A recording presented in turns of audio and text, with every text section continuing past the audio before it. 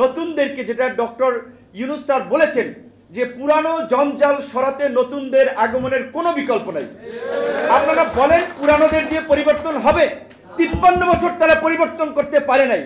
আগামী 1 বছর পর একটা নির্বাচন হলে কি পরিবর্তন করবে? আমাদের কাছে যখন মনে হয়েছে কোটার একটা বিষয় আমরা পরিবর্তন করতে পেরেছি, রাষ্ট্রের যে রন্ধ্রে রন্ধ্রে এরকম শত সহস্র অনিয়ম অসঙ্গতি আছে, সেটা পরিবর্তন করবে কারা? মানুষের যে প্রত্যাশা সেই ধরনের সৃজনশীল নেতৃত্ব সেটা তো জাতির সামনে নাই। যে কারণে কিন্তু আমরা রাজনৈতিক দল কি হয়, কেউ সামরিক ছাউনি থেকে দল করেছেন, তারপরে আপনার বিস্তৃত করেছেন, কেউ ক্ষমতায় থেকে দল করেছেন। আমরা পাইপলাইন তৈরি করেছি আগে ছাত্রদেরকে, যুবকদেরকে, পেশাজীবীদেরকে, শ্রমিকদেরকে, প্রবাসীদেরকে সংগঠিত করে ছাত্র অধিকার, যুব অধিকার, শ্রমিক অধিকার, প্রবাসী অধিকার, পেশাজীবী অধিকার তৈরি করে 18 থেকে 21 সাল পর্যন্ত তৈরি করে 21 সালের 26শে অক্টোবর আমরা রাজনৈতিক দল হিসেবে আত্মপ্রকাশ করেছি। এবং তৎপরবর্তী আমরা দেখেন 1 বছরের মধ্যে নির্বাচন কমিশনের যে ঘোষিত শর্ত 1/3 জেলা, 100 উপজেলা কমিটির শর্ত পূরণ করে আমরা নিবন্ধনের আবেদন করেছিলাম। সর্বশেষ আমরা নিবন্ধন লাভ করেছি।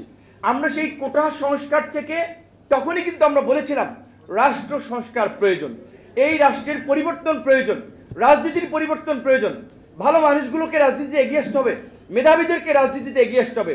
ইনিশিয়েটিভ নিয়েছিলাম, আজকে সফল হয়েছে। আবার এখনকার আমাদের সহযোদ্ধা সহকর্মী তারা অনেকের আগ্রহ দল তৈরি করতে পারে, অন্য দলে কাজ করতে পারে। অবশ্যই শত ফুল ফুটতে দিতে হবে নতুনদেরকে, যেটা ডক্টর ইউনূস স্যার বলেছেন যে পুরানো জঞ্জাল সরাতে নতুনদের আগমনের কোনো বিকল্প নাই। আপনারা বলেন পুরানোদের দিয়ে পরিবর্তন হবে? 53 বছর তারা পরিবর্তন করতে পারে নাই। আগামী 1 বছর পর একটা নির্বাচন হলে কি পরিবর্তন করবে? তাদের মেন্টালিটি তো এখনই দেখতে পাচ্ছেন। আমি বলতে চাই না, আপনারা খুঁজে দেখেন কোন জায়গায় কি হচ্ছে। পরিষ্কারভাবেই বলছি, বাংলাদেশে নতুন রাজনীতি, নতুন নেতৃত্ব ছাড়া নতুন বাংলাদেশ বিনির্মাণ সম্ভব নয়।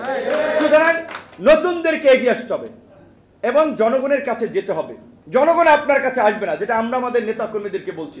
সেই জায়গা থেকে আমাদের এই নবগঠিত আইনজীবী অধিকার পরিষদের কমিটির নেতৃবৃন্দকে বলবো, পাবনা বার থেকে, হবিগঞ্জ থেকে আপনারা এখানে আসবেন। আপনারা হবিগঞ্জ বারে যাবেন, আইনজীবীদের সাথে কথা বলবেন, মত বিনিময় করবেন। আমাদের যে রাজনৈতিক ভীষণ মিশন সেটা নিয়ে তাদের সাথে আলোচনা করুন। কেউ গণ অধিকার পরিষদের রাজনীতিকে সমর্থন নাও করতে পারে, তারপরে সে যদি আইনজীবী অধিকার পরিষদ করে তাকে আপনারা অ্যাক্সেস দেন। আইনজীবী অধিকার পরিষদ আর গণ অধিকার পরিষদ এক হবে না। আইনজীবী অধিকার পরিষদ কমিটেড টু, তাদের কমিটমেন্ট হবে ensuring rule of law, rule of আপনার জাস্টিস, সেই জায়গায় যেন তাদের আপনার শক্ত অবস্থান থাকে। কাজেই সেই ক্ষেত্রে কেউ যদি গণ অধিকার সরাসরি নাও করে আইনজীবী অধিকারে যুক্ত হতে চায়, আমি মনে করি মামুন ভাই যেটা বলছে, আপনারা যদি এই ধরনের মেন্টালিটি, একটা উদার মানসিকতা পোষণ করেন, যে এটা একটা পেশাজীবী সংগঠন, যেটা শেখ হাসিনা গত 15 বছরে কোনো পেশাজীবী সংগঠন রাখে নাই। প্রেস ক্লাব, আপনার হাইকোর্ট, এই বার কাউন্সিল, আপনারা তো দেখেছেন কিভাবে নির্বাচনগুলো হয়েছে। এবং এই যে ফ্যাসিবাদ আজকে কায়েম হয়েছে, এই ফ্যাসিবাদ শুধু রাজনৈতিকভাবে কায়েম হয় নাই, মিডিয়া, সাংবাদিক,